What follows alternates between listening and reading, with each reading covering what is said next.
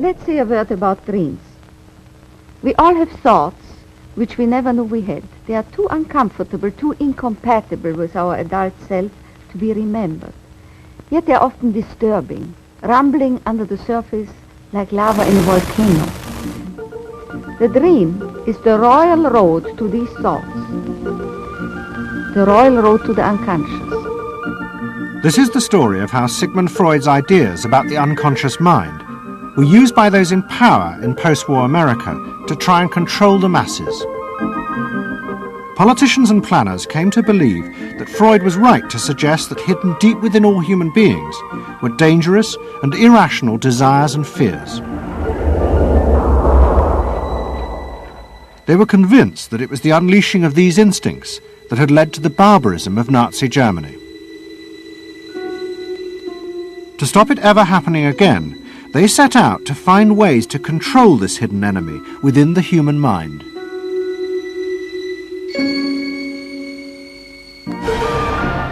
At the heart of the story are Sigmund Freud's daughter Anna and his nephew Edward Bernays, who had invented the profession of public relations. Their ideas were used by the US government, big business and the CIA to develop techniques to manage and control the minds of the American people. Those in power believed that the only way to make democracy work and create a stable society was to repress the savage barbarism that lurked just under the surface of normal American life.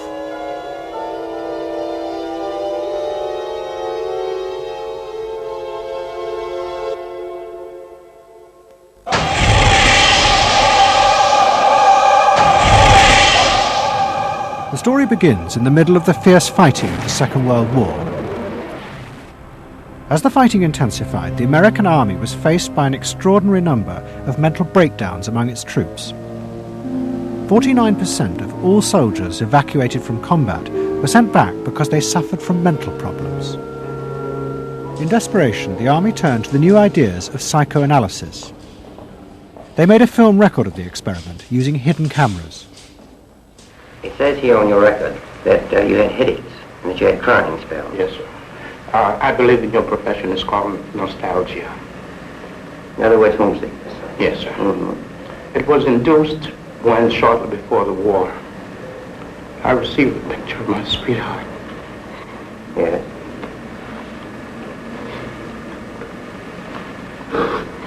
Mm-hmm.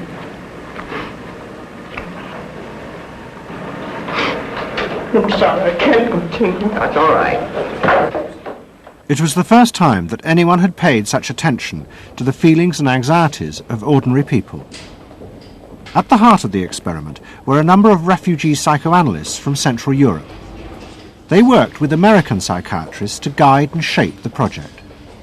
When I first came to America, I worked in the psychiatric service with soldiers trying to rehabilitate them.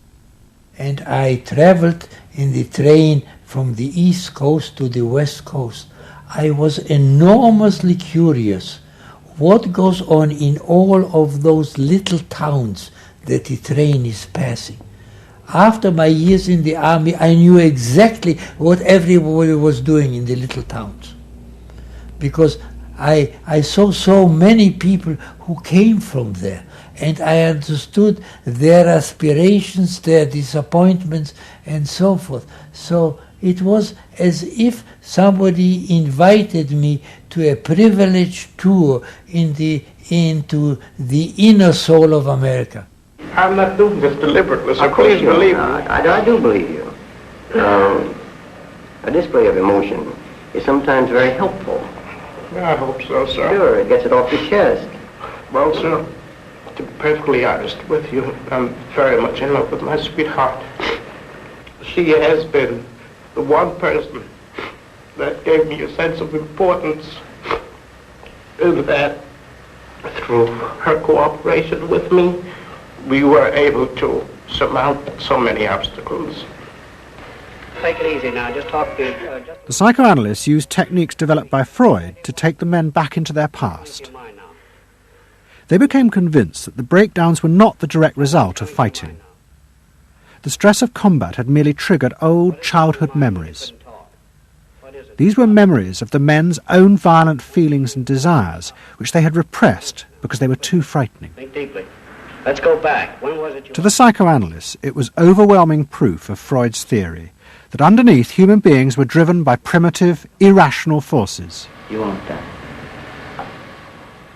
World War II was a major shattering experience because I discovered the enormous role of the irrational in the lives of most people. Yeah, that I can say, that I learned that the ratio between the irrational and the rational in America is very much in favor of the irrational.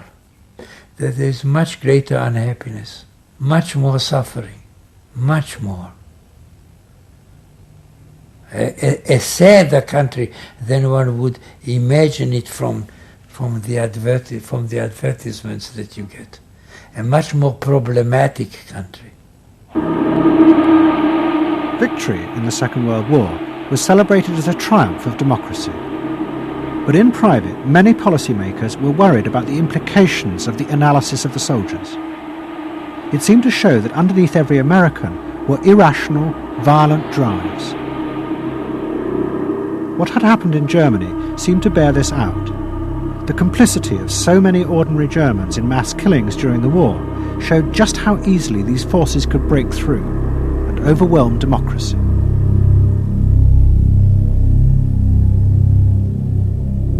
Planners and policymakers had been convinced by their experiences during World War II that human beings could act very irrationally because of this sort of teeming and raw and unpredictable emotionality, the kind of chaos that lived at the base of human personality could, in fact, infect the society, social institutions, to such a point that the society itself would become sick.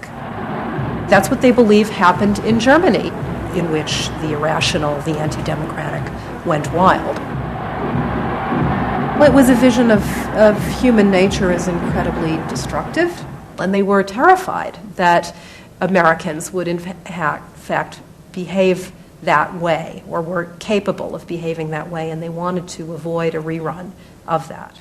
So what is needed is a human being that can internalize democratic values so that they are not shaken with the storm.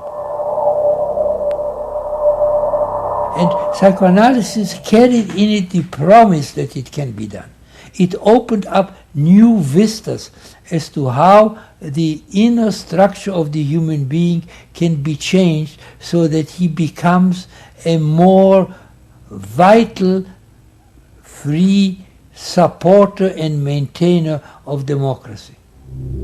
The psychoanalysts were convinced they not only understood these dangerous forces, but they knew how to control them too. They would use their techniques to create democratic individuals, because democracy left to itself failed to do this.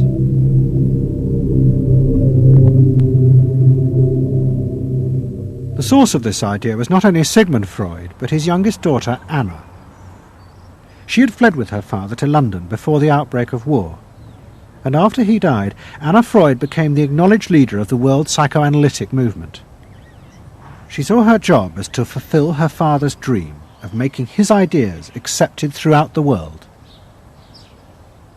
At the center of the Freud movement stood Tante Anna, because she managed to work herself into that position.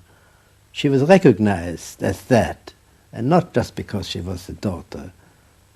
She worked on that. She was rather forbidding. She was not, to me, a warm person, not an aunt you could kiss or put your arms around. Not at all. And her whole life rotated around the spreading of psychoanalysis. Freud himself had seen the role of psychoanalysis as allowing people to understand their unconscious drives. But Anna Freud believed it was possible to teach individuals how to control these inner forces. She had come to believe this through analysing children, above all the children of her close friend, Dorothy Burlingham. Dorothy Burlingham was an American millionairess who in the 1920s fled a failed marriage and brought her children to Anna Freud in Vienna. They were suffering terrible anxieties and aggression, but Anna Freud was convinced she could free them from this by changing the world around them. She thought that she could come in and into their environment, essentially, because they were children, you see. They didn't have independent lives of their own. She could go talk to the parents or the mother. She could go to the schools. She could influence their real world, the actual external world, to change their lives and to help them. And to change them as people? I think that was part of what her idea was, is that she felt that she could change them. From her analysis of the Burlingham children, Anna Freud developed a theory of how to control the inner drives. It was simple. You taught the children to conform to the rules of society. But this was more than just moral guidance. Anna Freud believed that if children like the Burlinghams strictly followed the rules of accepted social conduct, then as they grew up, the conscious part of their mind, what was called the ego, would be greatly strengthened in its struggle to control the unconscious. But if children did not conform, their ego would be weak, and they would be prey to the dangerous forces of the unconscious. In my father's case, they were concerned that he would be a homosexual, and so a lot of their efforts went into preventing or trying to stop my father from becoming a homosexual. Whether or not he would have or did, or it's unknown to me. Why did they want to stop him? Because they felt it was abnormal. It wasn't a normal way to develop. They wanted to have him develop along lines that society recognized to be normal. Because if they didn't, then you're going to be under the control of forces that you don't understand, that you're not even aware of. The analysis seemed to be a great success. And in the 30s, the Burlingham children had returned to America. They settled down to happy married lives in the suburbs. What they didn't realize was that their experience was about to become a template for a giant social experiment to control the inner mental life of the American population. In 1946, President Truman signed the National Mental Health Act. It had been born directly out of the wartime discoveries by psychoanalysts that millions of Americans who had been drafted suffered hidden anxieties and fears. The aim of the act was to deal with this invisible threat to society. Shocked by the appalling percentage of the emotionally unstable revealed by the World War II draft figures, Congress in 1946 passed the National Mental Health Act, which recognized for the first time that mental illness was a national problem. Keenly aware of the tremendous problems ahead is Dr. Robert H. Felix, director of the vast new project.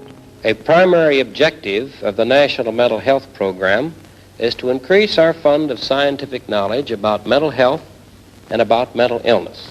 We're not doing this. Why? Because there are all too few skilled mental health workers. Two of the principal architects of the Act were the Menninger brothers, Carl and Will. Will had run the wartime psychotherapy experiments, and now he and his brother began to train hundreds of new psychiatrists. The Menningers were convinced that it would be possible to apply Anna Freud's ideas on a wide scale, and to adults as well as children. The psychiatrist's job would be to teach ordinary Americans how to control their unconscious drives. Psychoanalysis could be used to make a better society. They said psychoanalytic thinking could make for the betterment of society because you could change the way the mind functioned. And you could take the ways in which people did hurtful things to themselves and others and alter them by enlarging their understanding. And this was the vision psychoanalysis brought. That you could really change people. That you could really change people. And you could change them almost in limitless ways. In the late 40s, a vast project began in America to apply the ideas of psychoanalysis to the masses. Psychological guidance centres were set up in hundreds of towns. They were staffed by psychiatrists who believed it was their job to control the hidden forces inside the minds of millions of ordinary Americans. Yes, I need something done. I need some help. Did you have any particular teachers that you liked, any sort? I liked all my teachers except one, I remember. Well, what was the trouble with this one? I don't know, she just scared me most of the time. Holler at me and I'd run outside and vomit. I hate my brother. Loathe him. Despise him. At the same time, thousands of counsellors were trained to apply psychoanalysis to marriage guidance. And social workers were sent out to visit people's homes and advise on the psychological structure of family life. Behind all this was the fundamental idea of Anna Freud's, that if people were encouraged to conform to the accepted patterns of family and social life, then their ego would be strengthened. They would be able to control the dangerous forces within them. When your emotions control your actions, it affects not only yourself, but the people around you. And if this sort of flare-up is repeated often, it might lead to a permanently warped personality. You can control the fire of your emotions so that your personality becomes more pleasant. So we expect that someone who's been through that experience to be much more insightful, much more understanding, and a much better regulated person. And what happens to the dog? And regulation includes being able to let go, as it were, to enjoy a football game or a soccer game.